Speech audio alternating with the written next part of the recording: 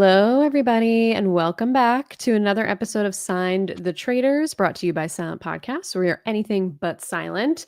We're here on a special Saturday. Normally, we're on Fridays, but life is lifing. And I'm back as your host, Katie, and I'm here with my co host this season, Isaiah. How's it going? Good, a little late silent podcast at night. Never heard anybody. We got Mhm. a whole lot to talk about. I sure have been talking about it. Mm. But very exciting episode for sure here to talk to chat. I'm excited to talk to you about it because, as you know, as I've said on this podcast, I'm no longer on the website formerly known as Twitter. And I know you have a tweet going. What are they called now? A post, I guess. They're not really tweets anymore. Posts. But I want to see how much it um, has actually.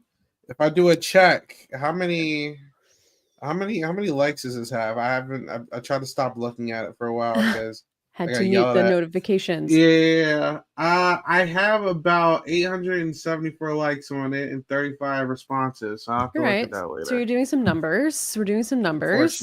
Unfortunately.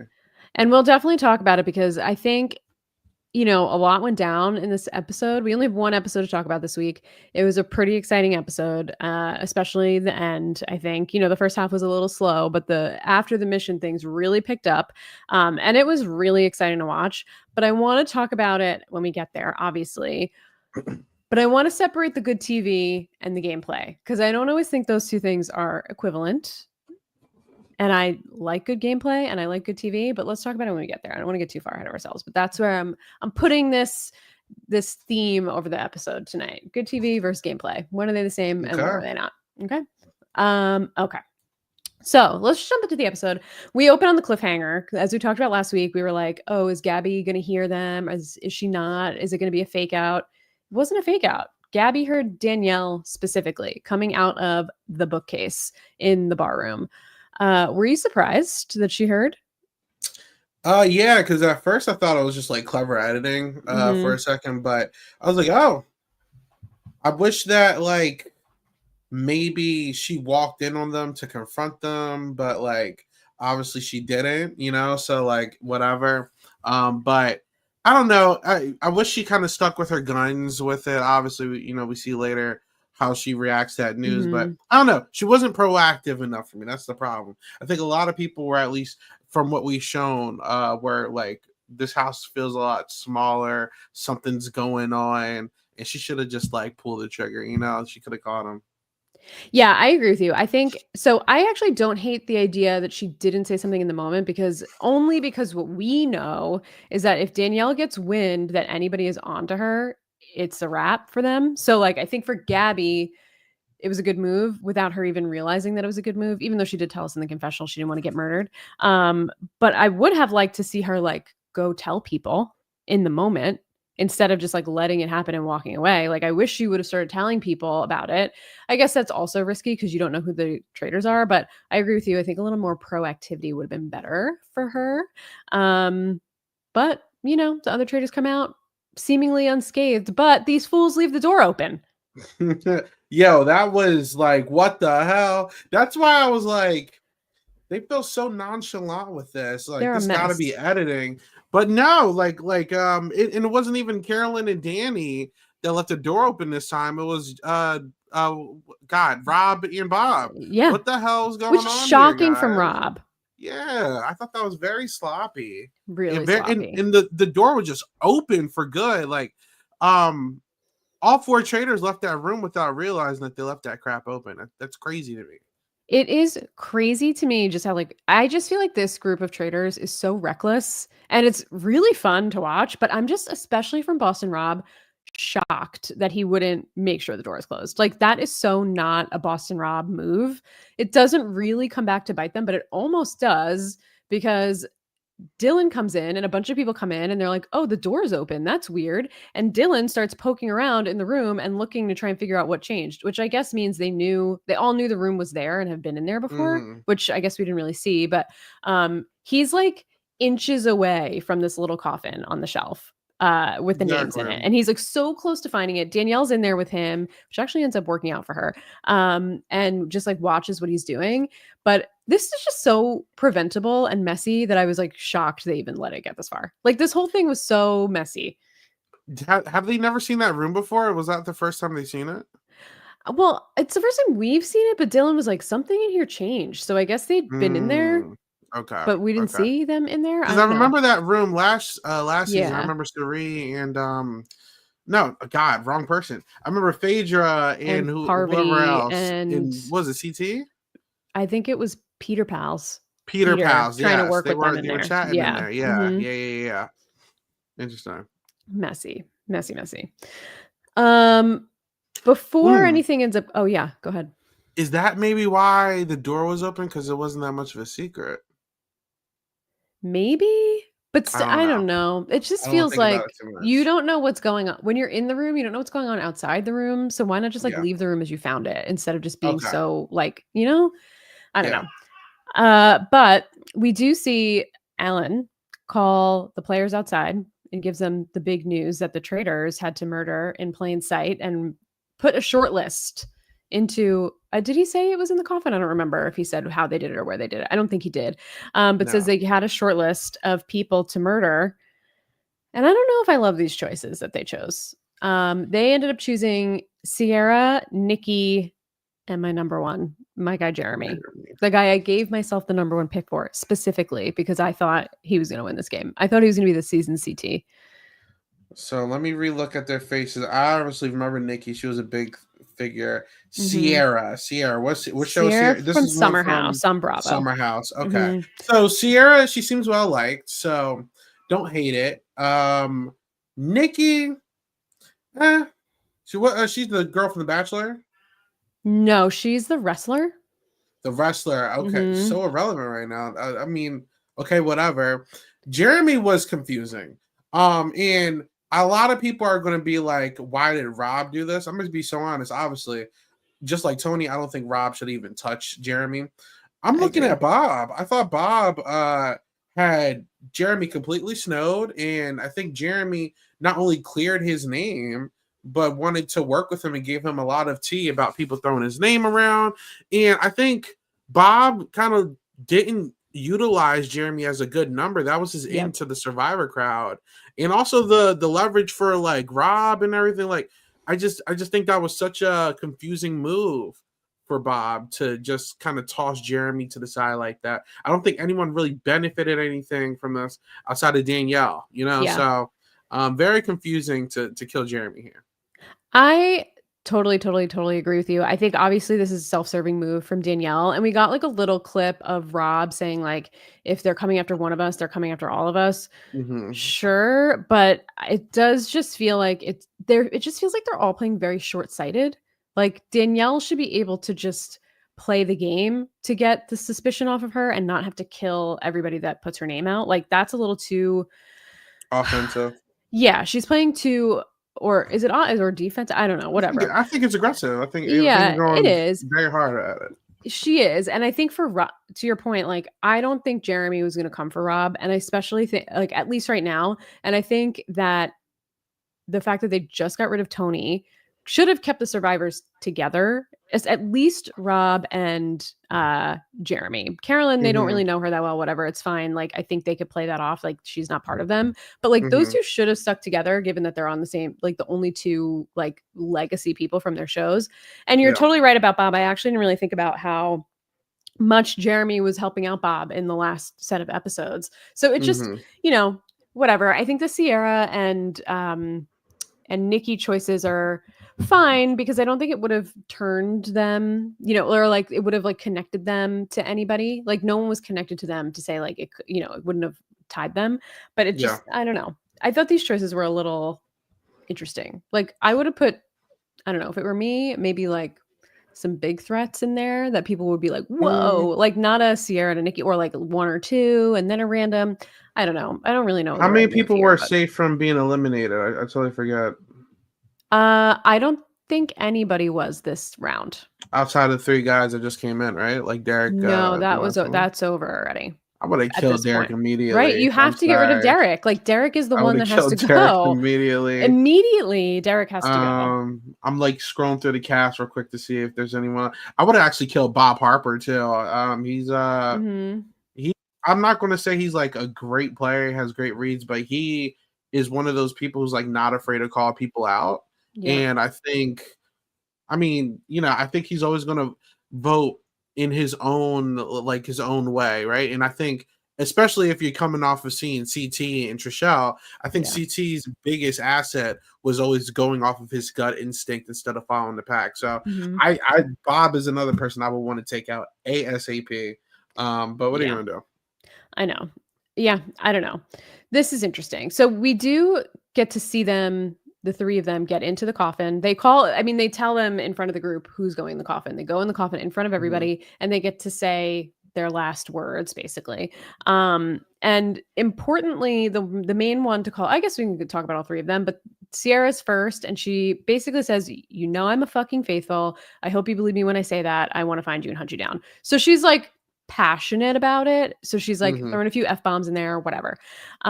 Nikki just basically says that she is strong and she'll help them in the missions and she's Mhm. athletic. And then Jeremy, interestingly, and I want to get your thoughts on this, says that if the traitors keep him, that he wants to work with them, which I thought was very interesting to put out into the ether. What did you think about that? Because like I feel like that's kind of been like the meta in the background. Like Janelle was talking a lot about that last season of like, Yeah. yeah, of course I knew Dan was a traitor, but I didn't think he was going to kill me, so I'd work with him. What do you think about Jeremy saying it out loud? I think Jeremy knew the writing was on the wall when he saw who he was next to. Hmm. And I think it's a last ditch effort, right? But unfortunately, Jeremy didn't know that he went to two traders telling them that he wanted to take another trader out. So I feel Yeah. like maybe it would have worked if it was pitched to other people, Yeah. but that's not the situation. Also, real quick, I just want to say shout out Queen. I see you in the chat. Shout out Nick. I see you in the chat. Good Hey, evening. everybody. And I see you, Mega. What's going on? Yeah, that coffin twist was definitely interesting. Good. Yes. Yes, for sure. Um, well, this is it. The coffins close. Everybody goes inside. They go back to wherever it is they sleep because it's not inside the castle, but they want us to think Yeah. it is. And the traders come back outside and they end up meeting right outside above the coffin and make their decision, which I thought was It's messy. actually, yep, messy and risky. They weren't that My, far away. my friend told me he thinks that was like production editing, post Oh, editing. I don't believe interesting. that though, because you don't come out of nowhere and say I heard stuff. Like Right. I feel Right. like they were in there personally, and yeah, I thought that. But were they talking loud to you in this scene? No, I mean, not super loud. But, I don't I know. mean, I don't know, you never know. This, They're not super close, like, but they're not yeah, super far away either. Maybe they, like, this could treated the have. coffins with some, like, soundproofing or something like that so they couldn't hear, who knows? But if you remember, she said like she didn't even say anything about what she heard them say. It was more The about the footsteps. walk. This could Uh-huh. have just been like that delusion, kind of like when people are doing the first initial trader selection, and they're like, Yeah. "Oh, I heard Alan walk past this person," and maybe Right. they just It's all in their overthinking it. head. But Yeah. I don't know. Yeah, I don't know. Interesting. Yeah, it is interesting. I kinda like that they had to do it right out there. I don't know why I thought because the last few times we've seen these, like, shortlists, these trader shortlists, I feel like, and I might be wrong, but I feel like we usually at least get everybody on the shortlist for a day. People talk about it, and then they decide like, oh, this person is probably a traitor, so we should vote them out at night and then see who gets murdered or whatever. Like Yeah. maybe I'm wrong and I'm mixing things up, but it feels like this happened really quickly, which I'm okay with. Like it's different. I like that they just had to say like the final words and then see if that swayed anybody. But it's not who's it going to sway. The traders already know what they're going to do by the time they get into the coffin. So it is what it is. Um, Shout out any Javier. I see you. I see you. Javier, But, we miss you. We'll see you soon. Thank you um, for listening to us. I do believe the problem here is that these traders, this select four, they all have like distinctly different game styles. And I think Bob Mhm. and Danielle are just like this, that they're like, all right, if Bob really wants to do something, we're doing that. If Danny wants to do something, we're doing that. Yeah. So Carolyn is way too timid to like speak her mind unless something gets hot. And then Rob, say what you want, but I really do feel like these first two episodes of Rob as a trader has shown that like he's at least been open to have like a team aspect to this, and it's kind of like he wants to do a give and take. Like, all right, if I give now, then hopefully you guys let me take later, and like we can have a good back and forth. But no, this is kind of like we're doing whatever Bob and Danny wants to do for a while, and I think he doesn't realize that yet. So he's just kind of like following the leader. He doesn't want to like come off too hard because of his reputation, and you know, it has ramifications down the line. But yeah, this is definitely a Danny Bob selection here for sure. Yeah, I agree with you. I think, you know, I understand that Rob can't come in too hot at first, especially because there's 4 traitors. So they very easily could just, the 3 of them could align separately and just say, like, we don't want this dude here. Like, let's just put him up and try and frame him. So he does have to play this a little cautiously, but I almost think he's playing it too maybe not passive is not the right word, but if Boston Rob wants to succeed, he's going to have to be like a little more Boston Rob. And I think he was more Boston Rob this episode. And spoiler alert, I think maybe it was at the wrong time. Like I will get there again. I don't want to get too far ahead of ourselves, but I don't know if it was the optimal time for him to turn on the Boston Rob. I think maybe it was more in the turret, or he either the night before or maybe at night. I don't know.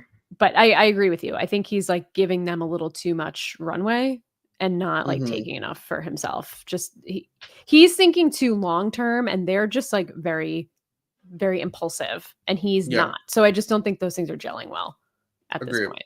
Yeah. All right. Well, let's get to breakfast. The girls, which we learn are actually called the Bambis now. They have a name. They have an alliance name, the Bambis, which are Chriselle, Gabby, and then Nikki also, but Nikki's in the coffin, so she's not there. And Robin come in, and Dolores. And they start chatting. They're talking a little bit. Robin shares that if Sierra comes in the room, she would be shocked because she fully believes that Nikki and Jeremy are traitors. And she actually goes so far as to say they're number 1 on her list. What do you think about that from Robin? Robin has a lot of bad reads. A lot of bad reads. And not just this season, in her life in general, if you're familiar with Robin. Full of bad reads in her whole life. You called it in the draft for sure that she was going to do bad. But, you know, a lot of people, not here, obviously. I've seen some other coverage where we're saying that, like, why not eliminate Robin instead of, like, Dorinda night 1, but I think that this is kind of showing why. I think no matter what, either one of them would have not really know how to navigate this game. And I think Robin is a prime example of that. She's just had so many bad reads. So many. But she's less confrontational than a Dorinda for sure. So I think that as more time goes by, I'm like, yeah, if they're going to take a housewife out, I think they made the good choice. So I think they, for the game, well, either way, I think it could have been a toss-up for the game, but I mean, either way, we're being entertained. I think we would have just been very differently entertained from Dorinda. But Queen's in the chat, which she knows I know. Robin didn't know that her own husband was a traitor. She didn't, and then she did, and then she married him again. They got divorced, and then she married his ass again. So, I mean, I don't know. That's just Robin. So, Gabby then goes on to share with the group that she heard Danielle coming out of the bar room, and the housewives are like, wow, well, it's not Danielle though. Like, there's no way it's Danielle. When it's like, she's literally telling you she went in the room, no one was there. Then she left the room and then heard Danielle's, but came back and saw Danielle coming out of the bookcase. What is not connecting? Why would you immediately say, oh no, it can't be Danielle? Both Robin and Dolores said it's not Danielle. Well, these people are unfamiliar with Danny's bag, you know. Right. Just an assumption out of this whole cast. I believe Derek obviously knows about Danielle, Brittany, maybe Rob to a degree. I don't think anyone else is really familiar with Danielle's bag. So, you know, especially the housewives, you know, Danny's just so old school to this point. They probably think she's just like, oh, Danny's just nice. She's you know, the crybaby, like she's not going to hurt a fly. Danielle would never do such a thing, you know. Hey, you know, this house, I feel like it's easier for us to say that oh my god, how could they not expect this? But you gotta remember, this house is probably has like a whole lot going on 24/7, people walking in and out of rooms. There's a lot of people still left. So it's like Mhm. it's not like crazy. She didn't walk in. I still think it was stupid not to bring it up. That's why I said bring it up ASAP or walk in the room instead of Right. waiting, because you're giving these people enough time to find it, like smoke screens. Yep. Oh, Dylan went in the room with me too. Like you just missed opportunity. So you Totally. know, Totally. Well, early okay, bird gets let's the worm. yeah, I mean, let's get to that because there's nothing else that's really super interesting that's going on at this breakfast other than that. I mean, basically everybody before Danielle comes in the room, everybody is basically like, "Oh, it's got to be somebody that's in the coffin." And Yeah, it's basically between like Nikki, Sierra, Jeremy. That's what everybody is fully believing, that one or two traitors are in the coffin. Um that is the belief for the group. So everybody comes in and and Robin is like, "Oh, you wanna talk about the bookcase? You wanna talk about the bookcase?" So she brings it up and she's like, "We have a question." And Gabby says what she heard. And Gabby actually, or they're all like, "Who was in the bookcase? Like, tell us who was in the bookcase. You guys say, you know who you are. Tell us who was there." Danielle, very smart. Danielle says, "Dylan and I were in the bookcase. The door was open." And then he's same. like, "Yeah, door was open." Perfect. I mean, that couldn't have worked out more perfectly. In the Yep. moment, it seemed like it was a disaster, but at the breakfast, it was like hmm the most perfect thing that could have happened. That's why you do it ASAP. I really think that was just editing. Dylan probably said I was in there immediately after. Yeah, It yeah, probably came off so natural. Like that's what I'm saying. She waited so long. A whole night is outrageous. Like yeah. people are more focused on this whole coffin situation at this point. No one cares about no damn bookcase. Yep. Like she waited way too long. I think the best players in Big Brother, and now I'm starting to see in Traitors, are the people who are the most proactive. Yeah. So big missed opportunity, unfortunately. Yeah. Yeah. It was a big miss for Gabby because immediately Yeah, everyone's like, "Oh, okay." And like nobody gives it a second thought. It's over. And then even Gabby in the confessional is like, "Man, I thought I had a clue, but oh well, I guess it was just them." It's like, yeah. damn.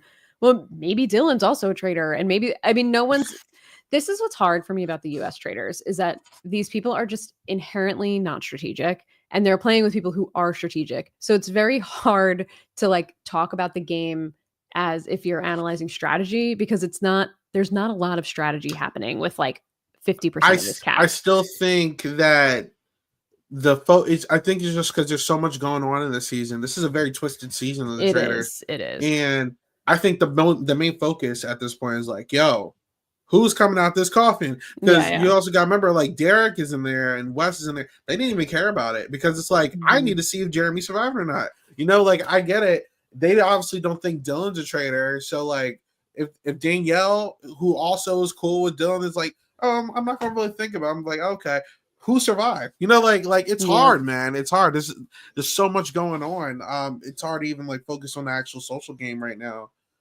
Yeah, So it's many true. people. Yeah. It's true.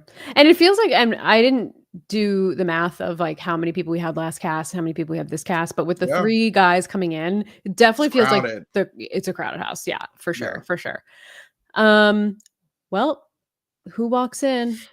Sierra and Nikki. Rest in Yeah. peace to my guy Jeremy. I was distraught. Yeah, How it did you sucked, feel about man. this?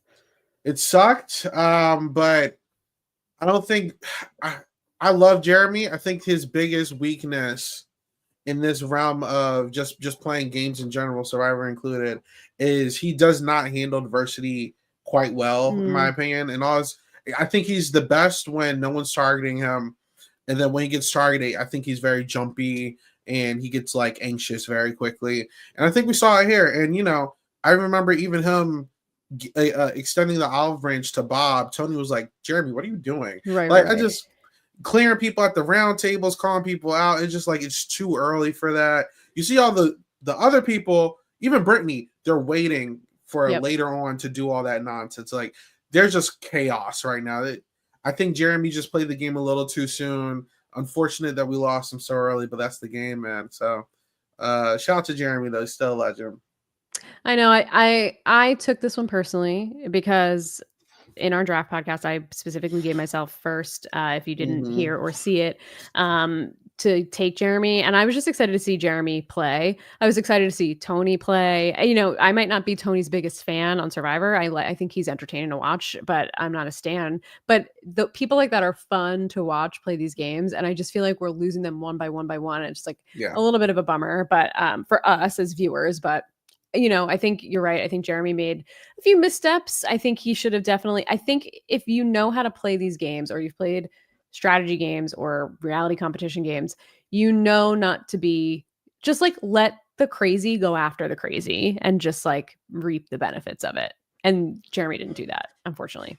Which I what don't can you do? hold this game over these people, and No. well, I wish people carry the same energy, but it's like I think a lot of people drag people like Cody for this as well, or like who else? Dan Giesling, and there's a lot of people who crashed out in this game. But I really don't think Traitors is the same as like a Survivor and Big Brother. It's such a No. random game, and I really figured that out season 2. It's like you can like know who the traitor is, but like you don't want to say anything, but you Yep. still do, and it's just like it's really like Mario Party at this point. And especially this season, there's all these shields getting thrown around and crap. It's just Yeah. ridiculous now. So I watch it for the entertainment, but I really can't blame anyone for going out early or just doing bad in this game because it's so hard. This is such a hard game to play. So And it's so yeah. cast dependent too, you Yeah, know, that like, and too. it depends on who is chosen as the traders, how they interact with each other, what they hear, what they share. It's you really, I mean, everybody talks about like gaming the game, and yeah, sure, there are some things you can do that are like fundamental, I guess, but it is Yeah, just so each season is so different because it's so dependent on the group of people. Like it's not yeah. like a Big Brother where you could say like just make this group of 8 and like get a majority, and then you know like you can't really game it in the same way. But It's Mary in the like chat says that oh Jeremy god. played horrible and he needed to play it like Sandra. And I was actually going to say the same thing. Sandra got it down because she had an idea of who the traders were, and then she became their friends. And she Mhm. wasn't spreading stuff around. She sat back. She was chill. She like let it all happen around her, and she was only going to strike when the moment was right. And I think she actually played the best faithful game that you can play. Obviously, it didn't work out for I her don't at the agree. end. Really interesting. Not to go on a tangent, but I've been very like active about this. I enjoy Sandra. I think she did good. I think there's a being a floater and being way too passive, and yeah, it got Sandra to a very far point in the game. But I think Sandra never really took the time to like nourish those friendships or relationships with people to validate her staying in the house to a finale. And that's why people like CT just did so good because not only was he following his own tune, he was playing his own game. He didn't do too much with the traders, but like everybody loved CT, because he talked to everybody, and I feel like if you're not working your social game 24/7 as a faithful and you're just trying to game the system the whole time, it's not going to work out, so I still like her. I still enjoy her game. I'm I'm still conflicted on what a good faithful game is. I'm still trying Mm, to learn this game, so it's all subjective at the end of the day, but what are you going to do? it's true. Well, Yeah, yeah, I think for Sandra, the biggest thing that impacted her probably was Kate coming in like late game and then being recruited to be a traitor. Like that, I right. think, you know, if it was like still Phaedra at the end, she probably would have made it. But Mhm. either way, not to rehash, but yeah, I don't know. Rest in peace to our guy Jeremy. Pretty sad. This is where we get the conversation of like everybody asking Nikki what they could hear. Sierra wasn't really sharing much, but Nikki was giving some information. They heard the footsteps. People were like the footsteps were light, so they were just kept saying, "Not Bob the drag queen, not Bob the drag queen," which like obviously one of them was Bob the drag queen. So wrong about that. But anything else? Oh, and we do get this. We continue to get this narrative of Carolyn saying that no one's listening to her. So we've gotten it almost every episode now, and she's really upset about getting rid of Jeremy. And she's like, "I killed my own family." Like okay, I mean, you just met the guy. It's like, let's not go over the top. But you know, like she wanted the survivors to stick together. She didn't agree with the Yep. move, and it's just like we continue to get this narrative, and obviously it's going to go somewhere at some point because they wouldn't continue to put these confessionals in and this storyline in. So how do you think this is going to play out with Carolyn? You didn't watch Carolyn's season, did you? No, I didn't. Uh, I think she, as well as everyone else from CBS, as far as I'm aware, are playing these same exact games. And Carolyn is such a powerful player. Sorry, pause. Carolyn is such an effective player because she's just so naturally an underdog and no one takes her seriously. Mm-hmm. And I don't think she'll ever get suspected, which is good.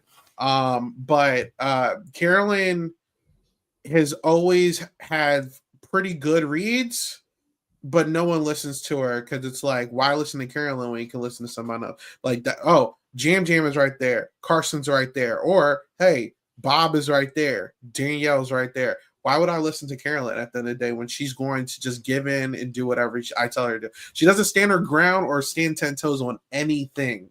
And that's the problem. She's like, and this is why she's a confessional queen. She complains so much in the confessional, but she doesn't do it to your face. It's like, yeah, Carolyn, like, you feel this way. And like, Danielle was like very like on episode 1, like giving her a lot of pushback. So like I get the feeling like not being her, but like just like Rob, sometimes you're going to need to take the power and force people to respect you. You know, like you need to get respect. And if you keep letting people walk over you, you're going to be treated like that third or fourth traitor. And you're going to be the one that gets picked off towards the end when it's time to get the money, So I need Carolyn to be a little bit more bold and hopefully, not to skip ahead too much, but the event of this episode hopefully kicks her into gear to like, it's time to switch it up and try something different because this ain't working out.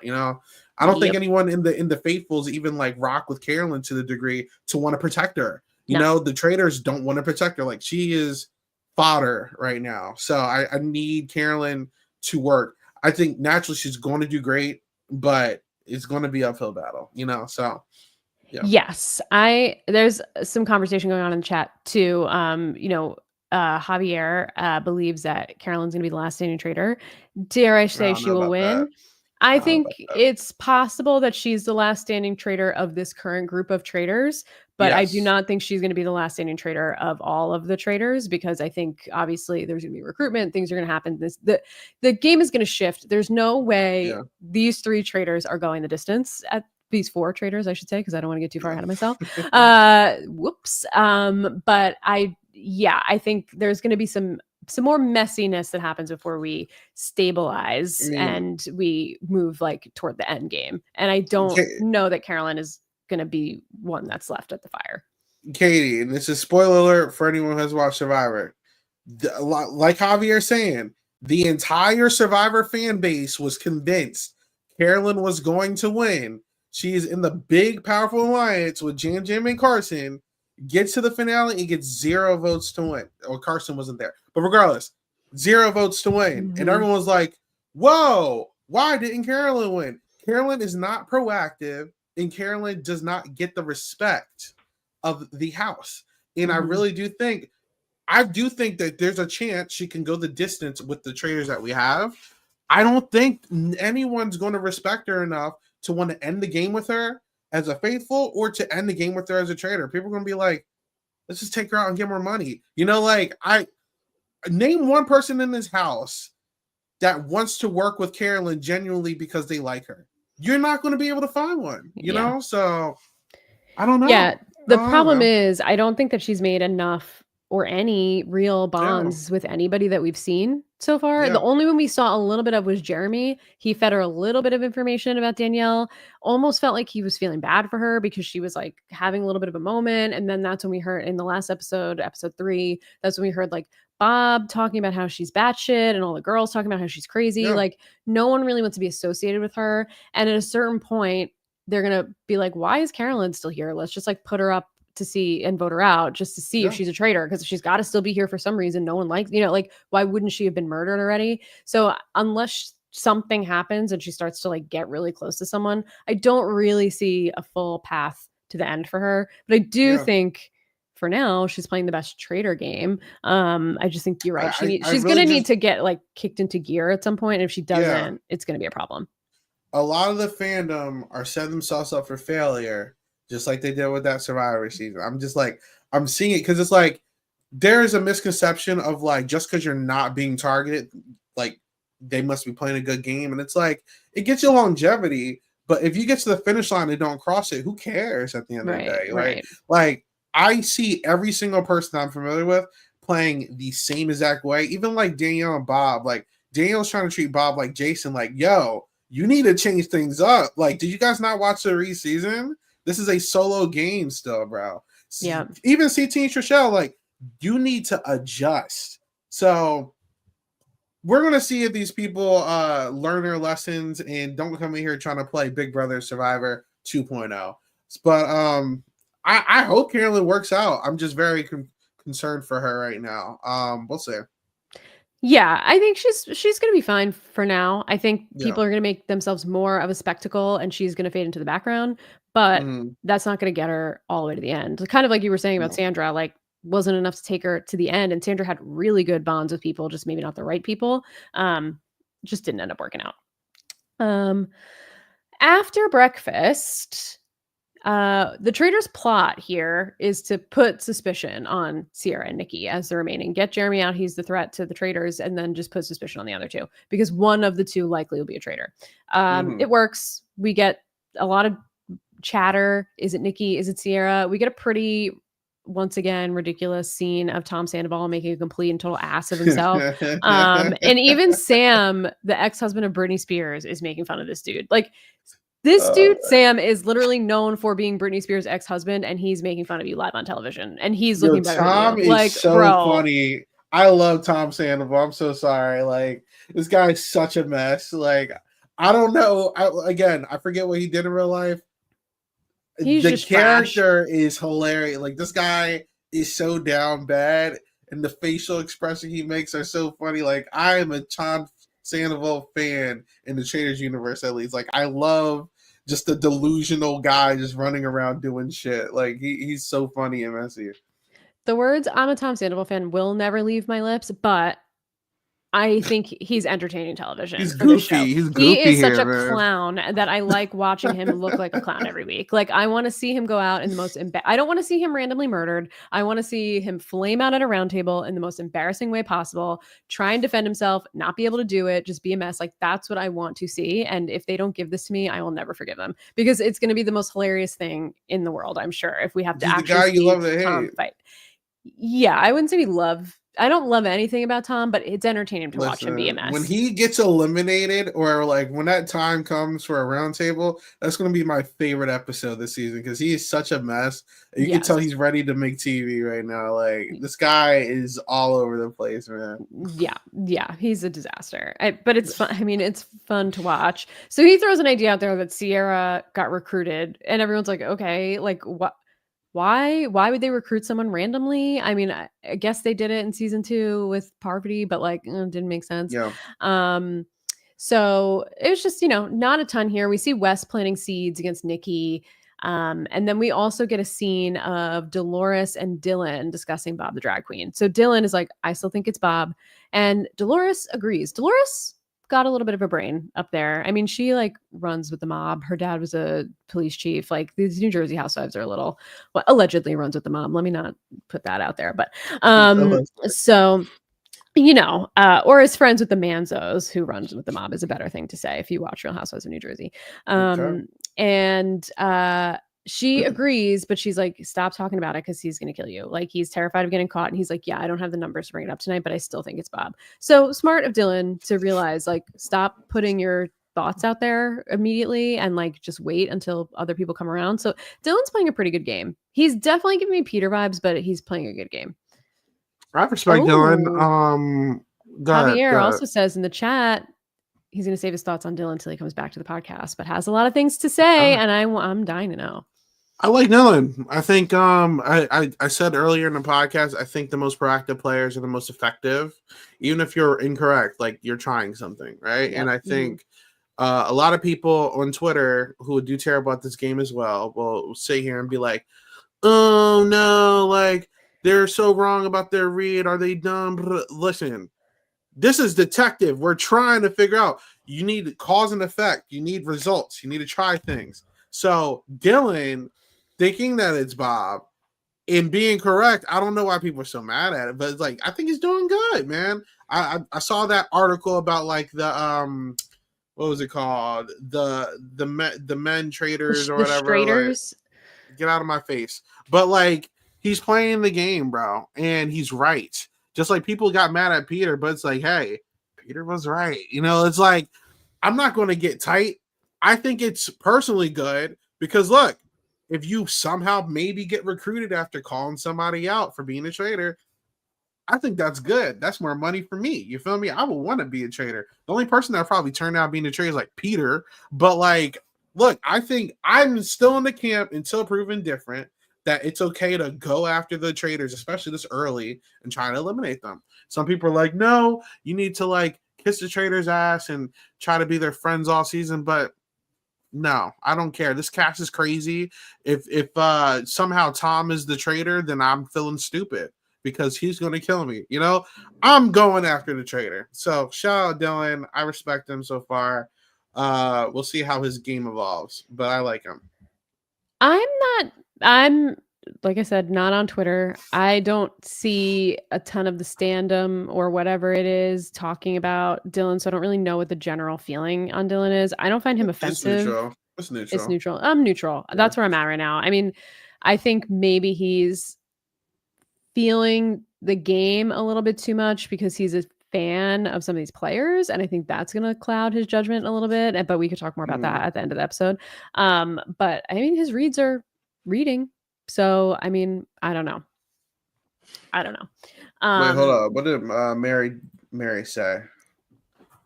Okay, but why is it suspicious of Bob and not Rob? He was looking for any excuse to go after Bob.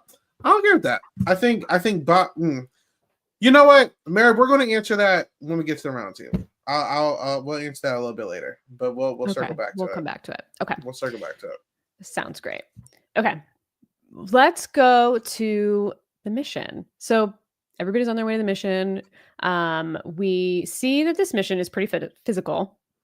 They have to carry up there's like 10 statue bases on the top of a hill, and then they have to carry up pretty phallic looking bodies. If you saw any of the screenshots of it, they're pretty phallic looking up the hill, and they look pretty heavy. It's like a 2-person job to carry them up there. All the bodies are the same. They can fit on any of the bases, but the heads of the statue each head has a name of a player on the head, and then you bring your head up, you put it on top of the statue. The first 10 people, or when all statues are full, those 10 people whose names are on the heads get a shield in effect, and they are safe from murder. So saving 10 people from murder is a lot of people to be safe. Like too many. Outrageous. Yeah, a little too many. I like that they're switching it up. I like that they're making the missions mean something. I think it's bringing out a lot of like chaotic energy from these people. Exactly. But problems. It's a little too many people. Yeah. I think it's too many. I like it because I'm gonna be real with you. I was a person who skipped the challenges every time watching it. I feel like there's a reason to watch it now, and I think it's naturally with social dynamics forcing people to argue, and I like that. Yeah, I think that brings alliances together. I think it puts people against each other, and there was a lot of people upset with the guys this episode kind of like doing their own thing, and that's valid if you're rooting for certain people. I'm gonna be so real with you.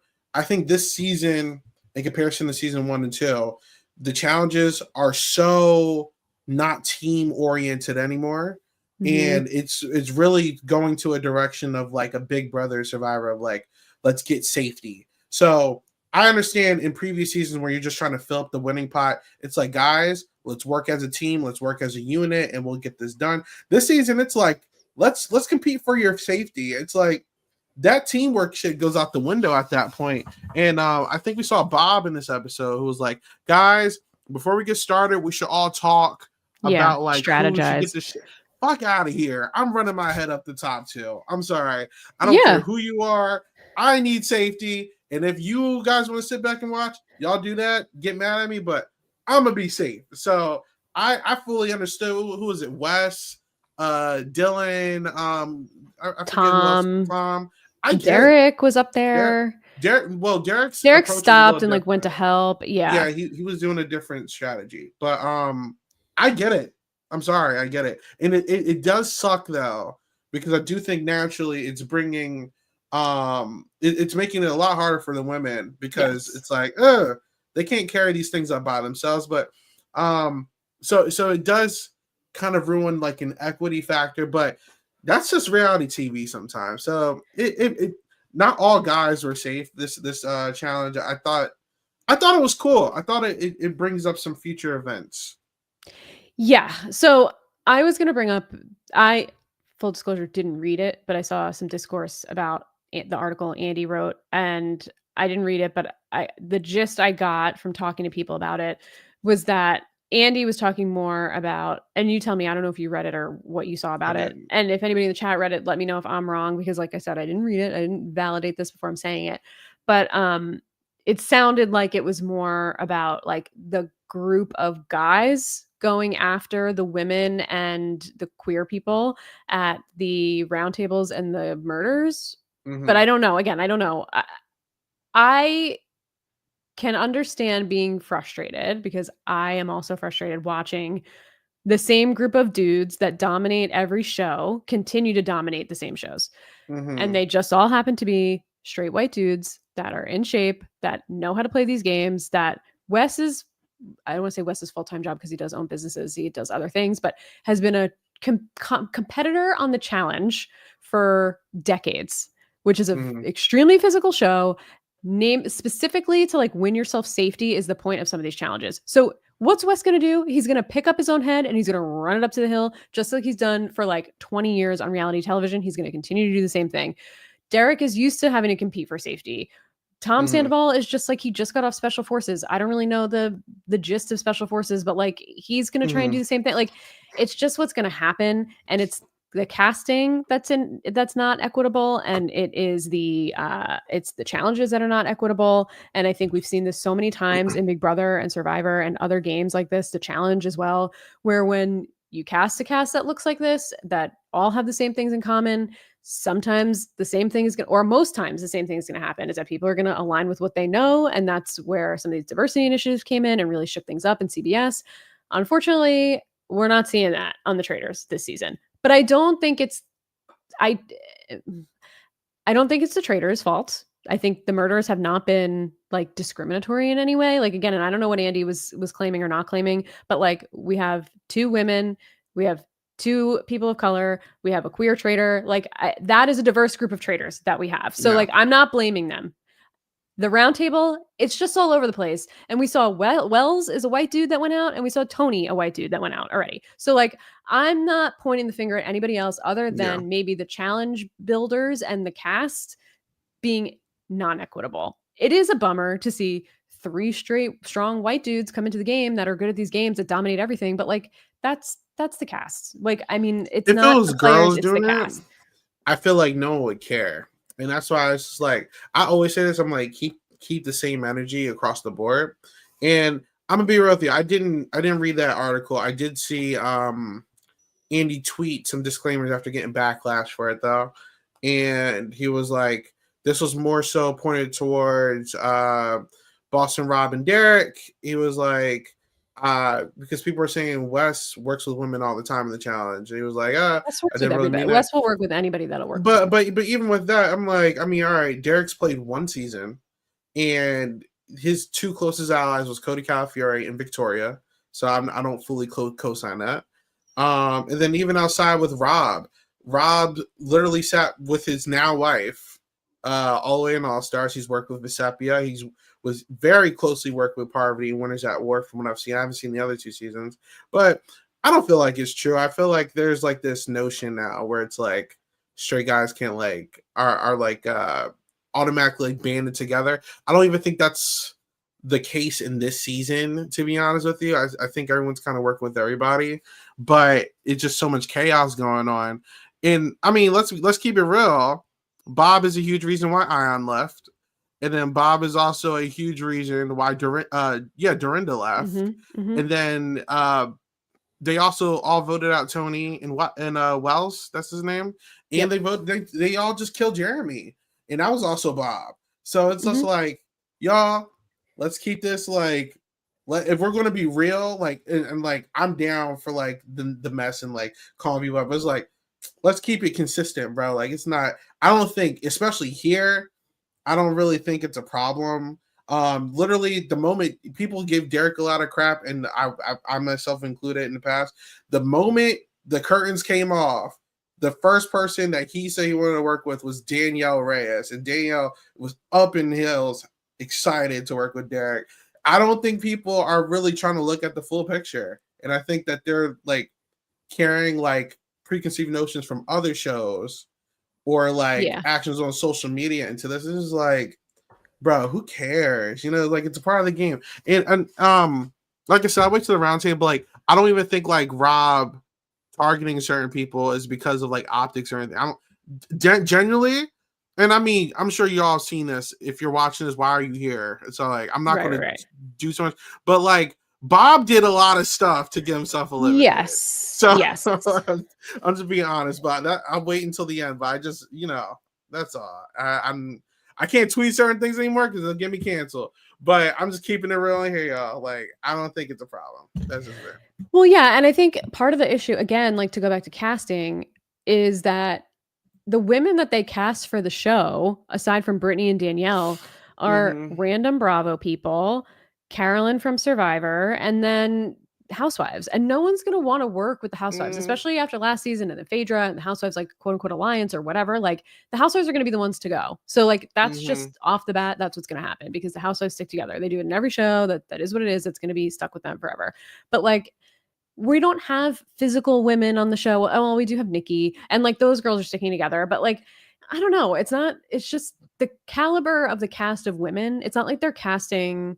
I don't know if you watch the challenge, Evelyn or Laurel from the challenge, who are both physical and just like beasts that could work with Right. these dudes. Like we just don't have that. So like again, to point the finger more at casting and Uh-huh. the gameplay itself is a selfish game. The goal of the game is to be safe, not get murdered. So if there's a shield at play, if there's safety at play, people aren't going to get off the boat.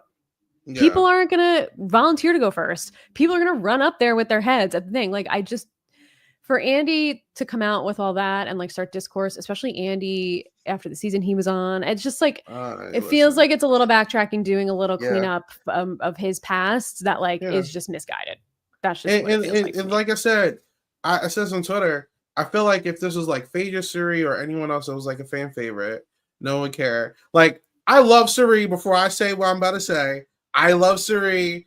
I love Suri. But on the record, Suri did use her blackness to get Quentin and Andy to like, I'm just being That real, is true. y'all. I Like, mean, let's be that's real. what Everybody, this is happened. a game of lying and deceit. It's called the Traitors. All right. You gotta do what you gotta do to win, bro. Okay. I don't hate anyone doing these things because it's a part of the game. I understand what it means to be a strategist, to push boundaries and stuff. But I feel like when it's someone that people don't care about or don't like, it's like, oh, fuck them. I can't believe they did this. They're a bad person. It's just like, bro, like all these people have to do grimy shit to win. Anyone who says that they don't is lying to you. Okay. So it is what it is. But listen, I also don't hate anyone uh feeling certain ways towards it because like I said, I feel like I'm jumping ahead, but shout out Bob. Bob is great TV. All Yeah. right. But like I'm just saying, y'all, like let's be for real. All right, but continue on because I'm gonna jump ahead if I keep going.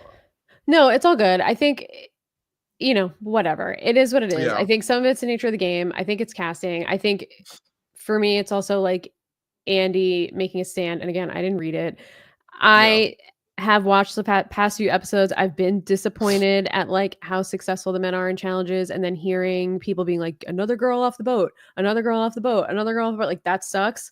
So there is some of it there for sure. But to write a whole article about it and call it the Traitors, I just don't. It just feels a little bit. It was cloud chasing. And I think it's Yeah, just like trying starting to. unnecessary drama for no Yeah, reason. I'm just tired of it. yeah, But yeah. yeah. The game is selfish. It is what it is. Whatever. Anyway, so for the Yeah. mission, we'll get back to it. The men immediately start beasting out, which we expected.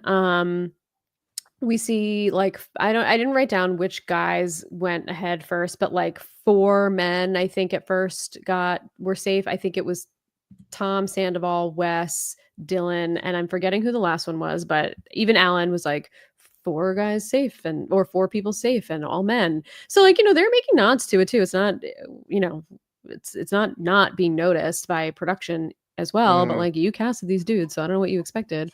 And the other main story aside from like the men versus the women is Bob Harper. So Bob Harper from The Biggest Loser was a coach, and he's getting gassed out. He's not able to carry the body up the hill with Brittany. He has to keep taking breaks. Brittany kind of stays back to help him. She's really like kind of sacrificing her own game, it feels like, to stay with Bob and help Bob, which is very nice of her. But I was doing a little reading on Reddit earlier, and I never watched The Biggest Loser, but a lot of people were kind of like not feeling this from Bob Harper because I guess I did not watch The Biggest Loser. I did not know how problematic of a show it was. He was not intense. for me. He was and intense, like, bro. For a lot of people are happy that Bob Harper was eating his humble pie after the way he was treating people who had pre-existing health problems. He used to wild out, bro. Yeah. So the internet was celebrating a little bit about Bob Harper feeling this way. Intense. So yeah. Whatever. That was like the main point of the challenge was these people being safe. So at the end, after Alan is doing the wrap up, talking about who all is safe, and I did not write down everybody that's safe, so apologies on that. But the group is safe, and then Alan is telling them, see you later, or whatever. Bob, the drag queen, makes a grave mistake here. Grave mistake. Doing a little too much. Saying, I did think one of the new guys needs to head up there because we all think one of them might be a traitor. Why are you doing that, Bob? Be messy. Why are you saying anything? Just stop talking. Just stop talking. Don't say anything. I don't even think he thought. I don't even think he thinks that was a mistake, to be honest. You don't think so? No, I think he seemed very off guard later on in the episode. I think that this is just him yapping and like I'm just talking, but like that was bad. I think that was just word vomit at the end of the day. Yeah. Oh, I don't think he was intentionally throwing Rob under the bus at all. Yeah. I think he was just talking to make himself seem like a faithful and just was throwing stuff out there. And then Rob was collateral damage to it. But these people are doing too much. Here's my problem with Bob. And I think Bob I loved Bob in the first challenge where like he was like yelling at everyone about like, keeping the women in and everything. I think Bob's form of social game is actually genius because I think he really established a culture in the house that like, do not say Bob's name unless you're really taking a shot at him. And you need to cross the road and look both ways if you're going to actually say something. Because if you miss, you are done, right? Yeah. And I think everyone was genuinely afraid to say his name. I think that was so good. The problem is, I think Bob unfortunately overused his power and like his outbreak, like him like speaking up and like yelling at people. I think he did it too many times. You need to be very calculated when you do that because when you do it, it needs to send a message. But when you continuously do it, people are going to be like, oh, he's just like whining about like shit again. Like, I don't care. Like, I think Bob saying, guys, we should step back and like and figure out who should get shield first would have worked in the first challenge. But since he kept yelling at people, doing at the last round table, constantly just like trying to tell people what to do, it's like you lost all your aura. People just don't care what you say anymore. And I don't know, he should have just been a lot more like calculated with like his outbursts. Like I think that would have been such a dominant strategy with this cast, but I think he just did a little too much. Yeah, I see what you're saying. I think there is a world where Bob could have had a chokehold on this cast. He would have ran his house. He absolutely, I think, could have ran this house if he thought more before he spoke.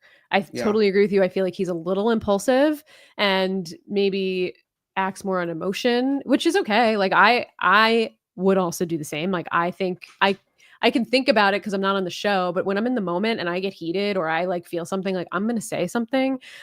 So I don't blame him for doing that at all, especially like we were just saying with the way the missions were going. Like it's frustrating to see the same people Mhm. be doing the same thing, whatever, you're gonna say something. That to me in the mission, I'm okay with it. I think you can be loud and have thoughts and feelings in a mission and just say like I'm competitive, I want to play, I want to win the pot, whatever, whatever. But I think once it's after the mission and then you just start saying random things, that's when someone's going to pick up on something and get annoyed about it. And Yeah. I really truly do not believe that Bob was trying to put suspicion on Boston Rob. I don't think that was even in his mind at all. I think he was just saying something just to make people get the scent I off mean, him. he got some. Yeah, I feel like he knew what he was doing, but I don't think he realized like how much that pissed Rob off. You know what I'm saying? Like, Right. I don't know. Yeah. I mean, obviously But he he's was not doing dumb. he's You not know? dumb. He probably was trying to frame like Wes or Derek. I Yeah. mean, who knows? Yeah. Keep it off himself. Probably didn't think Rob would take it too personally. I mean, also Rob has to be a little short-sighted to not think that everybody in this house is thinking that one of the three guys is a traitor, because like Hmm. one of them has to be. Like there's no way that three people are entering the game and not one of them is a traitor. Like that wouldn't make any sense. So I think Bob was just trying to like go with that narrative, because even Bob said we all think one of the three new guys is a traitor. So I don't know. I think part of it could be that, yeah, Bob was looking for a reason, especially with how close. I mean, Rob was looking for a reason to go after Bob and use this because of how close he and Danielle are and wants to split that up. But Hmm. it was just a mistake. It was a mistake. He Yeah. gave Boston Rob an excuse and a reason, and Boston Rob took it and ran and immediately went into action, talked to Wes and was like, we got to do something tonight. We got to go for the head of the snake. And Wes is like, oh yeah, Nikki. And he's like, no, he just put the suspicion on us, which if I'm Wes, and I want to hear more from Wes when the time comes, this has to also be suspicious to you, because Wes didn't think that at all when he was like, we got to go after Bob. And Wes is one of the three new guys. So wouldn't that put suspicion on Rob for you once he immediately gets in the defensive mode of like, oh, he said the three guys? I mean, if I'm thinking about it, I'd be like, what? Who cares? Like, if you're not a traitor, who cares? The Exactly like Wes read thinking it's Nikki. the read of the house come round table. It made it feel like Rob was just like yapping and like no one was going to say anything until he actually said something. I think everyone was just thinking like, oh, just talking. Nikki's going home tonight, but like, yeah, I can see why that didn't like trigger something and thing, but like obviously you see after the round table they're like, oh wait a minute, like he's doing a little too much, you know. Mm-hmm. So, yeah, Yeah. I think Wes is one of the smartest people in this house. I think, Wes is just very more strategic than people give him credit for because of the show that he comes from. And I think he is going to be a little bit of a force to be reckoned with. I think he's much smarter than CT. I think he's much smarter than Johnny Bananas. We didn't even really see Johnny Bananas play because he was the first murder, but I think Wes is going to do potentially pretty. I think he has the potential to do well. I mean, you never know about this show, but he's a he's thinker. smart. He just doesn't seem genuine when he says things. So I wonder how effective his social game really is, because I don't know if anyone is really like thinking or taking anything Wes says in consideration. To be quite frank, I think we have to anytime he talks, see. yeah, We'll yeah, have to yeah, see. exactly. Sorry, you're gonna say anytime he talks. Oh no, when he talks, it just seems like he's like trying to present a project to someone. It doesn't sound like a conversation. You know, he's like, I'm trying to help you, and someone thinks that you're a traitor. Maybe it doesn't feel like, who talks like that. Like I don't know. I would be like, are you trying to like, are we talking game or are we talking like a conversation? You feel me? I don't He know. very much is like that. I think he's specific about who he talks like that to, because Yeah. his whole thing in the challenge too is like he's a veteran, he's been there for a long time. He always picks up the new people because he Hmm. knows they'll be loyal to him if he teaches them how to play or strategizes with them or keeps them safe. Like that's his strategy on the challenge, is to team up with the new people. People always also go after him for like reaching out to people on social media that are new, that haven't been on the show before, to try and build relationships with them so they stay loyal. So you see him do that with like a Sierra, and you Okay. saw him do that on House of Villains with like New York in the background or the Housewives. Like that's his whole thing, is to try and bring those types of people under his wing, so then they'll like go to bat for him at the end. Okay. Sometimes it works, sometimes it doesn't. But I think when you see him talk to Rob or Derek or like Jeremy or Tony or whoever he's talking to, he's a little bit more real because he feels like he's on the level with those people. Exactly. Not to say he's Yeah. necessarily talking down. He I think he he's is, definitely a little though. condescending for sure. Yeah. But I think wanna he's watch the making it seem like challenge. he He's helps up people. there. Yeah. Yeah. Yeah, for sure. Yeah. So we get back to the castle. Rob goes into action immediately. He starts putting in work. He goes to Dylan. He wants to get numbers. His whole idea is I want to get the numbers. I want to make sure we have the numbers to do this, but I don't want to be the one to blindside Bob. I want everybody else to be the one to blindside Bob, and I'll just like come in. In the meantime, there's two other factions. The Nikki faction is kind of being led by Wes. We have people thinking it's Sierra. Derek is thinking it's Sierra. I feel like Wes is the leader that's pushing Nikki. Derek is kind of the leader pushing Sierra. I think the girls would rather vote out Sierra than Nikki. So I think Sierra is getting a little more traction because they don't want to break up the Bambis or whatever they're called. That's pretty much, those are the three names that are out there. Rob gives Danielle and Carolyn a heads up ahead of the round table as he's trying to gather votes for Bob, the drag queen. They are not happy. Danielle is like, yeah, okay, but like not this week. And he's like, no, it's got to be tonight. And she's like, no, like it can't be tonight. They're not in. They're not in. What did you think about this like whole vibe here between the traitors and just like everything else that's going on in the house? Rob really made it seem like it's everybody going for Bob the drag queen tonight, when in reality that wasn't really the case. I think Rob, again, was extending an olive branch to Danielle and Carolyn, and this was a huge test for like the traitors as a whole, because this is really like, listen, like, are we going to do this as a team or no? Like, Rob stuck his neck out for Bob the round before. I thought that was a horrible move for him, and I could have made him look like a traitor. I think Carolyn, Danielle and Bob are constantly running the who's getting killed and stuff. And then Danielle Bob said what he did. Yeah. And, I think Rob plays like me a little bit, where I stand by two rules. It's like, if you say my name, I'm coming after you no matter what. I'm never dropping it. But two, you need to play aggressively when someone shows you their true colors, right? And you got to send a message to the house like, yo, I'm not really a person to be fucked with. So it's like, I think this plan would have been better if Dylan, who I think Rob was like waiting for, spoke up and like put Bob on the plate. But since Dylan seemed like he wasn't going to say anything, it changed things up. I think Danny and Carolyn have this. They're at least not getting blindsided because Rob let them know what was going on. So I guess he was trying to soften the blow a little bit, but this was going to happen regardless. And I don't know. I wasn't angry at it. I think, some people, all the people that shouldn't have felt betrayed were at least known. We're at least informed. Like, Danny and Carolyn were informed. Derek and Wes were informed. It's like, yo, look, you might not be happy with this, but I'm going to do this. I'm just letting you know I'm doing this tonight. You don't have to vote with me, but I'm doing this. And I think it's interesting because it's like, all right, he didn't do what I wanted him to do, but he at least let me know, and I'm not blindsided. And I think that's always a good thing. But he's playing with house money. It's a little dangerous at the end of the day. So I don't know. We'll see.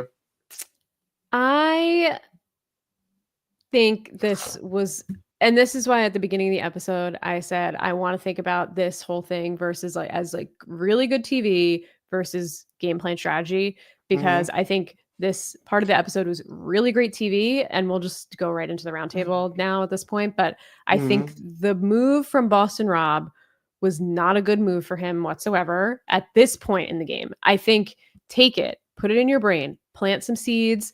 The Traitor is a little bit of a slow moving game when you're a traitor, especially because you really have, you're not going to be voted out at the roundtable. People trust you. Your name's not out there. Give it a night. Don't say anything to Danielle and Carolyn yet. Talk to Wes, talk to Derek. Those are the other two new guys aside from you. Start saying like, hey, did you think it was weird? Did you think Bob was trying to like drop something on us? Like we saw him do it with Wes, but like, get their buy-in a little bit so you're not the only one of the three that's like really feeling a way about what Bob said. Because why would you be the only one going so hard about it if you're not the traitor? And why would you be like, I don't know. Everybody in the house before Rob started doing this was totally fine with going after Sierra or Nikki. Why are you switching it up? Because you know that Bob's a traitor, because you're a traitor and you're going after the other traitor before they get you. It was an obvious, and if you've ever seen the Traitors, and that's where I think this is a problem for this cast who's not strategic, every season of the Traitors that I have seen, US or otherwise, has had a traitors versus traitors fight at the round table. And the majority of the time, it's when the first traitor gets eliminated. It's because another traitor turns on that traitor and they go traitor versus traitor and they fight, viciously fight back and forth without anybody else. And I'm not saying words viciously, but they go at it at the table like it's personal. And that should be a red flag that that's two traitors fighting with each other and they're just trying to see which one can get out first. Like who's going to get caught first? This is such a rookie move from Boston Rob that I'm just shocked that he went so hard for it this episode, because like there was really no reason to, because Bob was not coming for him. It was just not the right time. So I'm actually going to counter that, because if you're asking me like what the ideal move is here or whatever, obviously I'm going to be like, like I wouldn't do that, right?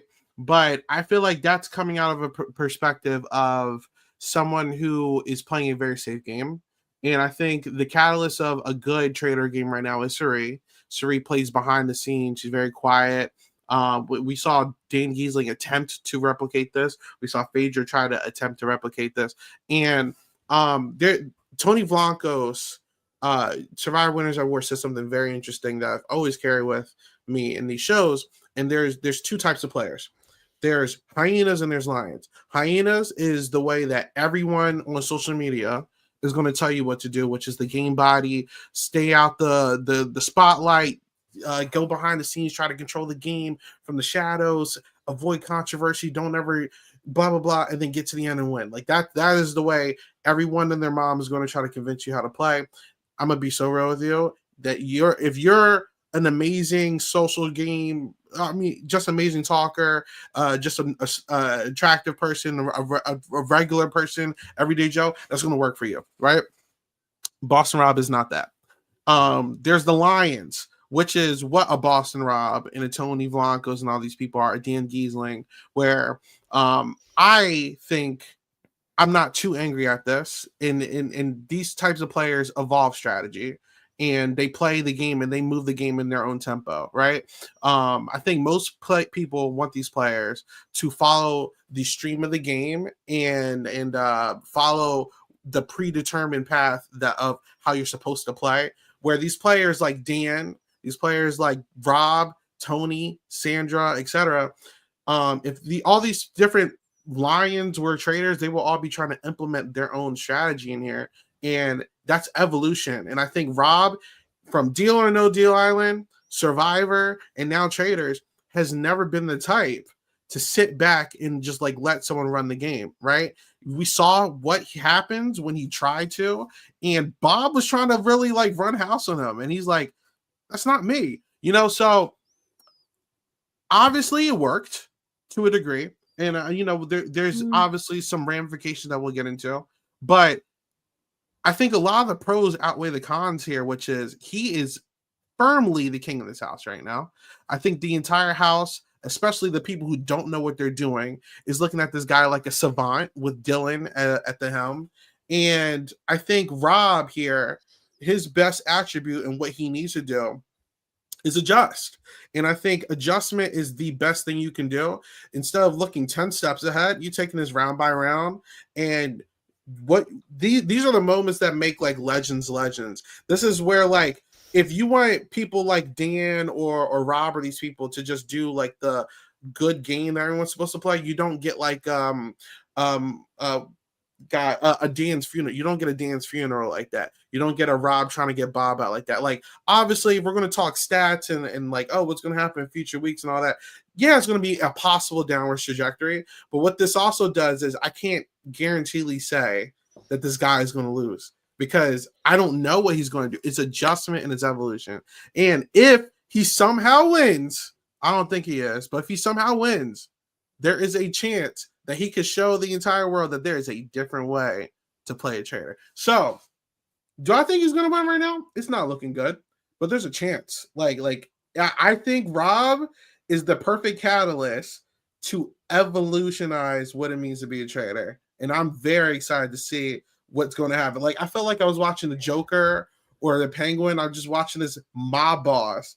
Just everyone just like getting up and applauding this guy. I'm like, damn, like, I don't know. That's just me. But that's how I'm feeling. I think he can evolve what it means. I don't think Rob has a pathway. I just think he has to figure it out. I think that can apply in a game where everybody has the same goal at the end of the game. But in this game, the traitors have a different goal than the faithfuls. The faithfuls have a goal to get every traitor out of the game. The traitors have a goal to be the last traitor standing to get the pot. It's just a different end game for them, and they have different goals to be, standing at the end of that fire, throwing those things. It's like if you're a faithful, you're standing there hoping I'm the only faithful here, or there's no traitor here. If you're the traitor, you're hoping that they're not going to vote you out and that you've done a good enough game to keep your cover and put no suspicion on you. Like, right. It's just two different objectives. Survivor, everybody wants to be sole survivor. Big Brother, everybody wants to get to the end and sit at the chairs and get enough jury votes. This game is the challenge. You want to run a final. You want to be the first one to finish. Everybody has the same objective. This game is totally different in that they're playing two different games. The faithfuls are playing one game. The traitors are playing another game. I think, sure, you could say it worked if the goal is to get a traitor out, but that's not Rob's goal. Rob's goal is to not get caught as a traitor so he can make it to the end. And I think what he did tonight was put himself out right in the front to get a bunch of suspicion. He pissed off two other traitors that are now feeling, yeah, sure, he told them he was going to go for Bob so they don't feel betrayed. But guess what? There's two of them. There's one of him. He's in the minority now as a traitor. He literally made himself on the outs with those two. He now has Wes looking at him. He has other people potentially looking at him of like, why would he do that? And why would he go so hard? And I just think it's way too early to say that the game worked. And let's not get it twisted with Boston Rob. He did not make the jury more times than he did make the jury in Survivor. He was out early in 3 of the 5 times that he played. The only reason he made the jury in Winners at War is because everybody made the jury. And the game he won had a bunch of newbies that had no idea what they were doing. And it was a Russell team versus a Rob team. So I understand that he's a good player. I'm not taking the fact that he's a good player away from him, but this was a complete and total miscategorization of like what he should have done, that I'm just actually shocked. Like, to me, it just feels like if you watch the game, you should know that this is just going to put such a highlight on you. Because it's so soon. Like, there's no reason he could have done it the next roundtable and planted enough seeds so he wouldn't have put himself out there with such a spotlight on him. But instead, he went so hard and like made a show of it. It's not even like he went hard and was like, okay, whatever. He made a full spectacle. If it's not him, then vote me out next time. You know who says that? A traitor. The only person that would ever say that is a traitor. The only people who have ever said that are traitors. It was just so obvious to me that he's a traitor because I've watched the show before, and you see a performance like that only when it's a traitor versus a traitor at the round table. So two things. One, shout out to my dog Kayla in the chat. I subscribe to her channel. She has good content. I saw she's covering the Traitors as well. So check her stuff out. Kayla Fro, she's awesome. Check her stuff out. I do want to, like I said, if you're asking me if I think he's on the trajectory to win, I said no.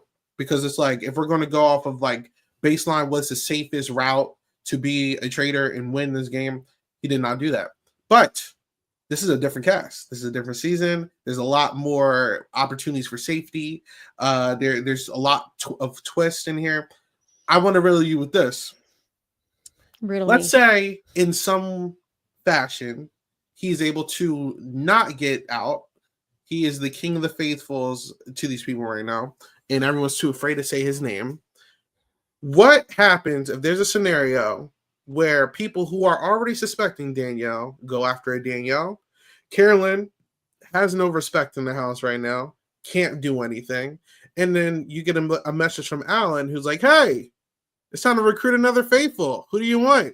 Oh, I'm looking at people like Dylan. I'm looking at people who I'm cool with, like that can control like freaking Tom or something. Like, I think if Rob can get a hint that Danielle's coming after him and somehow convince these people who are already skeptical of Danielle to vote Danielle out, I think he can easily get Carolyn to do whatever the hell he wants. And if he recruits at least one person that already wants to work with him, like a Dylan, I think the trajectory of this game looks a lot more scary. I'm not saying that's going to happen, and obviously that is like a very specific pathway. We already know that people like Wes are sniffing him out. Derek was looking at him already. We could see that reignite, but it's going to take someone to speak up against the guy who just got out the first traitor. And a lot of these people who don't know game are already looking at Rob like he is the alpha and omega. So it's like, I truly don't know what Rob's trajectory is. Like, can you confidently say that this move will result in Rob leaving within the next 3 rounds? 3 rounds? Yes, I would put money that Rob is out in the next 3 rounds. I want to see. We're gonna revisit that. I want to see that happen. Okay. But episode 4, then he has to be out by what is that? I'm not episode saying 7? it's not going to happen, but I'm telling you, I would put money on it. We're going to see within the next 3 rounds if he gets voted out. I want to see. This man will be out in episode 5, 6, or 7. I would put money on it. I want to see. I don't think he's making it past that. We're going to hold it. We're going to hold it. I think there's too many. I think the fact that they even, and I'm not a person that likes to read the edit and confessionals, but like sometimes these shows just do it. I think the fact that they even included a confessional of Derek saying, oh, I'm looking out for Boston Rob.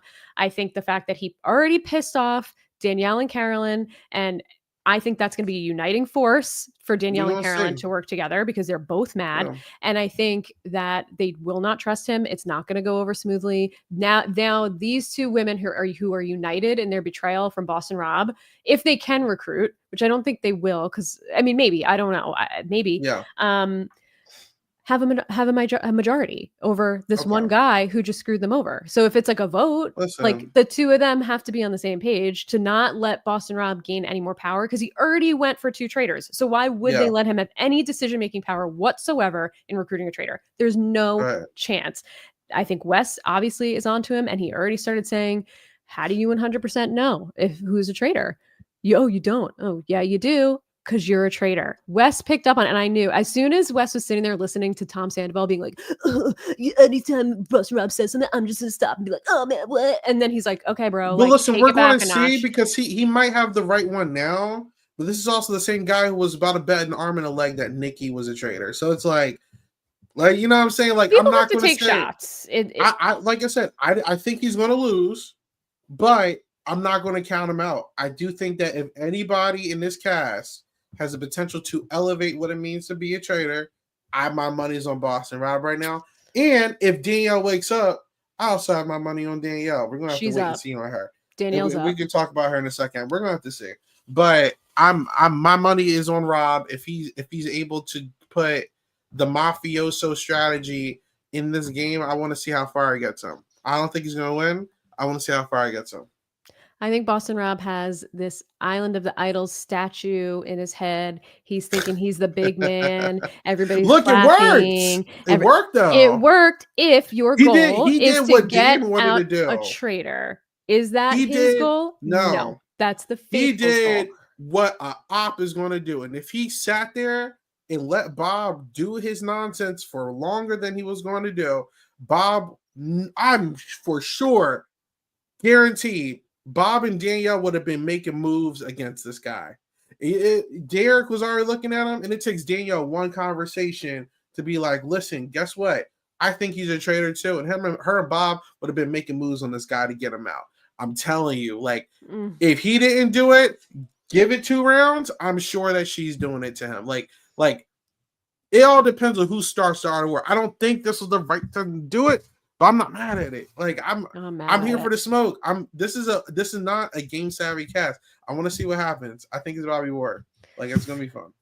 I think, well, You already know what I think. I don't think he's going to be out Yeah, at the next round table, but I think the one after that is going to be the end of Rob. I think people are going to be right. smart enough to be quiet. Like Yeah. Rob should have been quiet. He was too impulsive. He heard one thing, he went off on it. He probably, like everybody's been saying, had this thing in his mind that Bob and Danielle are too close. He was looking for any reason, whatever. Hmm. You still have to be patient. That's what Suri did with such finesse in her season, is that she was patient. She knew Christian was going to be a liability. She knew Cody, she couldn't go to the end with him. She was patient and waited until the right moment to In strike. fairness, So it Sari didn't played put any with. suspicion on her. Yes, In I'm fairness, saying Sari played with have regular people too. yeah, but You know like what I'm these saying? So housewives, it's the like, same thing you're saying about this is not a game savvy man. cast. Those people are not a game savvy But cast. Like we there's can't pre-existing do that. relationships too. To be fair, these people are familiar Sure. with each other. Everybody knows something about each other. It's a little different. I do feel that way, and I'm gonna ask you this. I did ask this on social media.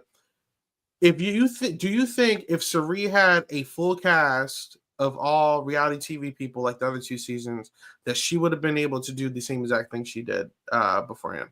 Because let's look at it. Not only does Sari have half civilians, but Sari also had a 3-person alliance already coming in from Snakes in the Grass. So it's like, does Sari, with another half of people, with more players of her caliber coming in, do you think Yes. that she could pull off what I she think did? so, because she could have done it in Game Changers if she didn't get idled out. I mean, like she's All done right. it in Survivor with other players. She did I it saw it. in whatever that season was where they did the one with Parvati. Mr. Jag. No, What's it I'm called? playing. No. What is his name in that season? Um, Micronesia? No, was it Micronesia? Micronesia? Yeah, where that Yeah. she if it would have been a final 3 instead of a final 2, Suri would have had a real shot to win. They just switched it up and went back to a final 2 instead of a final 3 for her. Like she had so many random things happen to her in casts where she's had the biggest names of the game playing with her, and she's been successful. More successful than Boston Rob. More successful than Boston Rob. So I do think, yes, she has enough game savvy sense to be able to Mm-hmm. work with those people. I mean, we saw Sandra almost get to the end and she won Survivor twice. Like she was the last person out before the finale. Like I do with with more gamers in that cast than in this cast. So I do Mm-hmm. think that Suri would have absolutely been successful. I think Rob is underestimating Derek and Wes, and I think this was a big mistake. Oh yeah, I agree. I think I'm telling you, if they don't kill Derek soon, I don't care who it is, if it's Rob, Danielle, whoever.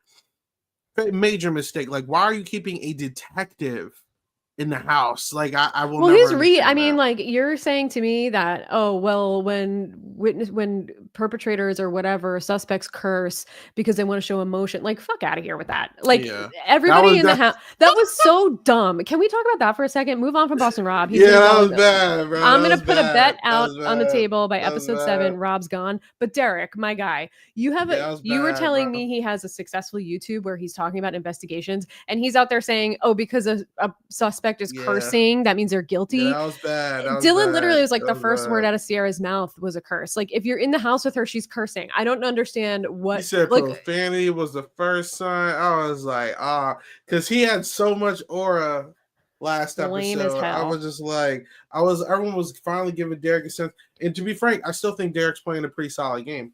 But when he said that, I was just like, oh, he about to get ate up. Like, why are you talking? Like, why are you saying that, bro? Like, and he was pushing so hard. Him and Wes pushing so hard for Nikki. I was just like, Wes literally said in his confessional, I don't have any proof that Nikki's a traitor, but it's a feeling.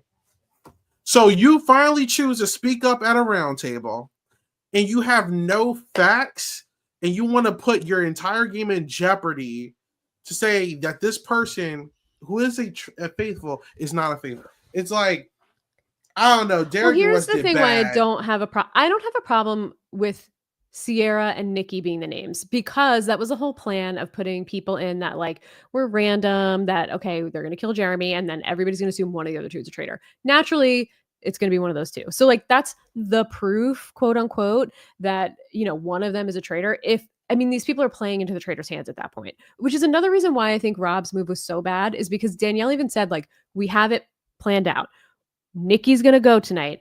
We're not going to kill Sierra. Everyone's going to think it's Sierra and she's going to go with the next round table. Rob had time to gather people against Bob and like do it in a way that didn't put him right in the spotlight, and he just didn't do it because he was too impulsive.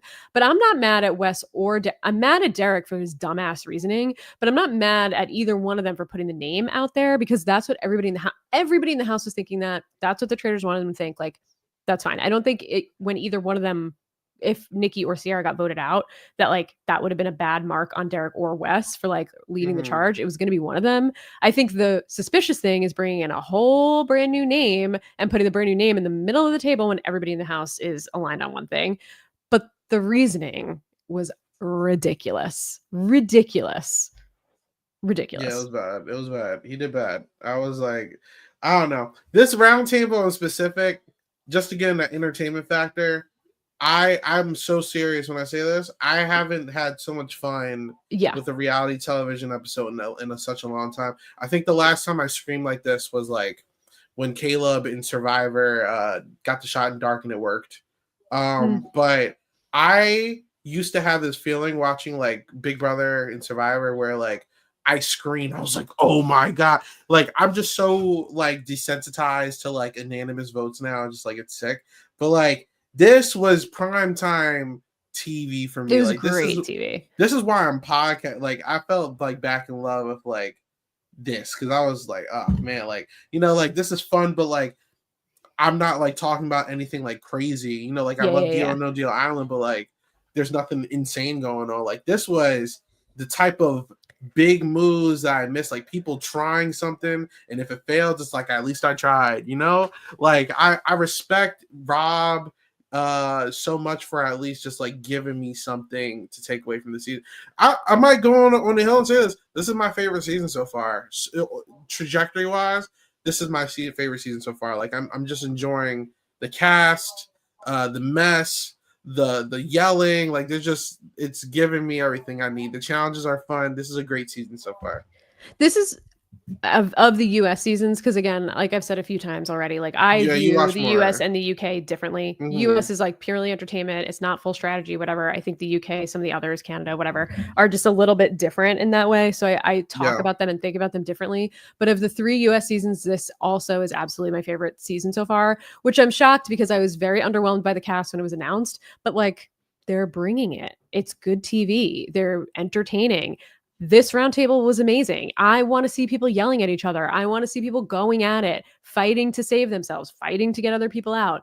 Whether I'm happy with the result, it is what it is. But like, you know, I haven't been happy with any of the banishments so far necessarily. I actually would have loved to see Bob the drag queen come back from that and them go at it in the turret and see them at war with each other and see what that would have been really fun. And I'm upset we didn't get that. Like that would have been amazing. Crazy, bro. But I want to give Bob his flowers too, because like the way he defended himself, the way he went at people, he was on the defense, he was on the offense, he was so like, he had everything. So he was caught so off guard, he was shocked when Rob, you saw his face, he was like, he had his hand over his mouth, he was shocked, didn't matter, didn't miss a step. I mean, he's a star, and I want to see him back. If they ever do an all-star season or something, I want to see him back. He's incredibly entertaining.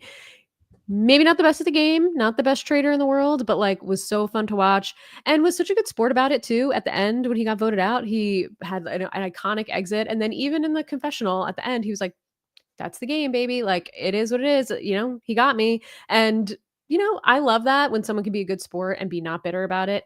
Tony. So like, you know, when people play the game, like and are good sports about playing the game and aren't still talking about it months later about like, oh, they only voted me out because of like who I am. Like, bro, everybody on the show is someone. Let's relax. I think, you know, I love it. So shout out to Bob. Bob did great. Bob made his mark on this for sure. For sure. And by the way, thank you for this. Nami watches the Traitors. What's up? This is Nami. So, yeah, I really want to give Bob his flowers because, bad move or not, Bob was so entertaining. Entertaining. This is my first time seeing Bob in anything. It brought a great aspect to the show. And I'm here for it. Listen, I saw Ayan oh my God. crazy yes, can about we talk Bob about that? and Bob clapping back. I love that like production doesn't stop these people from like podcasting and like talking about the show wherever they want. Like, because so far no one's ever like, I don't know, like went against like NDA or something, so they can really like just put everything out there. I love the mess. Bob clapped back. It was just great. It was fun. Yeah, I didn't see Bob's response, but I saw I guess Peacock released like a 10-minute video of Tony and Chanel Ayan just talking about like their time in the house and like who they thought the traitors Mm-hmm. were, and then they revealed the traitors, and Chanel was just so or I guess Ayan was just so funny just talking about how like Bob wanted to be the one with all the looks, and then when he saw Chanel or Ayan, that like, it was just so, I don't know, she's just so funny. So it's worth a Bob watch. put a video, and it was like it was the clip of her saying that he's probably jealous of me. Yeah. It was a bunch of like pictures of him doing like drag, whatever he was like, and the audio was like, I can never be jealous of. It was something crazy. It was so I funny. love it. I love it. That's so. I see. This is why I feel like the sad part of me, or like that is the one negative, is that like we're losing all like the fun, messy personalities. I think it's still gonna Mm-hmm. be messy, but like Dorinda's gone. Ion got voted out. Bob's gone. Like I feel Mm-hmm. like we're gonna lose a lot of like the messy, and it's You gonna know, get we like still into got game though. bot. Tom Sandoval. Yeah, he got to go. Yeah. Yeah, well, we'll see what happens with him. We'll see what happens. But coming out of this episode, Danielle's furious, Carolyn's upset, and we don't get to see what happens. They cut us off before the turret, but we did see, like we said a little bit earlier, Tom gassing up Rob. Dylan is just, we know he's a fan. We know he loves Boston Rob and he loves Survivor. And I think this man is going to be blinded by the light of Boston Rob, and he's going to make a lot of mistakes if he's going to put his trust in this man. Let's get it. Yeah, we see Bob say Dylan seems like the perfect guy he wants to work with and take all the way to the end just to murder him at the finale. I don't would think love to Bob's see making it. it that far Rob is making it that Rob. far to be able to make that decision, but Stop it. we'll see. Dylan's being a little naive. Let's see. We're gonna have to wait and see. I don't think I've been more excited for an episode than I am with this one. And obviously, this next episode has like a whole lot of expectations to me. So I'm not expecting like a crazy episode or anything, but Yeah. I'm just excited. I'm just excited to watch it next week. I'm really excited too. I think the last episode I felt like this about was when Phaedra and Dan went at it, or like Parvati and Dan went against Phaedra and they got into it in the turret. Then and then they cut it off. I was like, how can they leave us here? I feel the same way I felt last season at that point. But I think we're in for a ride. I mean, this season has been crazy, and I'm having a ton of fun watching it, a ton of fun talking about it. Yeah. And we'll see what happens by episode 7. How much are we betting on this? We'll figure it out. But it is what it is. Isaiah, any last thoughts? Anything you want to see next week? I want more Tom content. I want to see him get in a fight. I feel like every week we're gonna get like some joke. Oh, actually, I'm glad you said that. So Chrishell was on Watch What Happens Live on Bravo. Chrishell, who's on this season, and Andy Cohen asked her why Tom Sandoval was so sweaty in that episode. And he was like, is it hot in the castle? Is it really cold? And she said, I'm not quoting it exactly, but she said, I think he was just drinking a lot of Coke and he had a lot of sugar in his system. So we're not the only ones that think Tom's doing a little something. I think that's the general feeling, but it seems like even people in the castle. Because they don't sleep at that mansion. So they certainly do not. Yeah. They certainly do not. And I don't know what the drug laws are like in Scotland, but I can't imagine. Me neither. I mean, who knows? But and we also saw Sam and Ion on Instagram go back and forth making fun of Tom and his pit stains. So like everybody's hating on Tom, even on like the Instagram comments. It's pretty amazing. So go like on the Reddit or wherever on Twitter. I'm sure there's screenshots of it, but like it's pretty iconic. Yeah. Love to see it. All right, we're on Tom watch, like clown watch for Tom every episode this season until he's not here anymore. Any last thoughts? That was my last thoughts. I'm great episode, amazing episode. My favorite Traitors episode out of the US episode so far. I like it. Yeah. It's up there. It's up there. If the beginning part of the episode was more exciting, I think it would be my favorite, but it's up there for sure. I think the back half delivered so much. I can't say it's the best because Cerie's one was amazing, but it's getting there. It was really fun. Yeah. Totally agree. Well, Isaiah, until next week, when we're ready to talk about the fallout of this move, where can everybody find you? What are you up to? Tell the people everything. You can find me at 8 Ball Bangers. I'm going to be working a whole lot.